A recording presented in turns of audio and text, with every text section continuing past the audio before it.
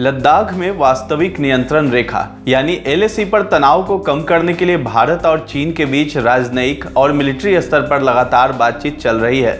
लेकिन इस बीच सैटेलाइट से ली गई नई तस्वीरों के जरिए दावा किया गया है कि गलवान घाटी में एक बार फिर से चीन ने टेंट गाड़ दिए हैं। इसी जगह 15 जून को दोनों देशों के सैनिकों के बीच हिंसक झड़प भी हुई थी।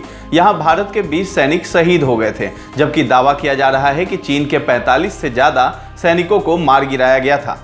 अंग्रेजी अखबार इंडियन एक्सप्रेस ने सूत्रों के हवाले से दावा किया है कि जिन टेंट्स को भारतीय सैनिकों ने 15 जून को हटा दिया था वो वापस आ गए हैं। ये टेंट्स पेट्रोलिंग संख्या 14 के पास थे।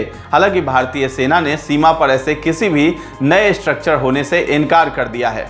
न्यूज हार्ट भी इस सैटेलाइट तस्वीर की पुष्टि नहीं करता है। स्पेस टेक्नोलॉजी की कंपनी मैक्सर ने इन सैटेलाइट तस्वीरों को जारी किया है। मैक्सर की ये सैटेलाइट तस्वीरें 22 जून की हैं। दावा किया गया है कि ये टेंट 16 से 22 जून के बीच बनाए गए हैं। इससे पहले एक और कंपनी प्लैनेट लैब ने 16 जून की सैटेलाइट तस्वीरें जारी की थी। यानी हिंसा के अगले दिन देखा गया था कि यहाँ कोई ऐसा स्ट्रक्चर नहीं था। इन सैटेलाइट तस्वीरों को देखने के बाद retired lieutenant general AL Chauhan ने इंडियन एक्सप्रेस को कहा है कि चीन ने यहाँ डिफेंसिव पोजीशन तैयार कर लिया है।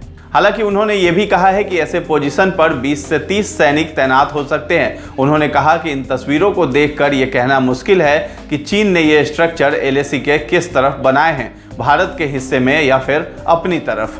बता दें कि 6 और 22 जून को भारतीय और चीनी सेनाओं के कोर कमांडरों के बीच हुई बैठकों में ये फैसला लिया गया कि दोनों देशों की सेना को एक बफर जोन अलग करेगी। 15 जून को इसी बफर जोन को खाली कराने के चलते हिंसक झड़प भी हुई थी।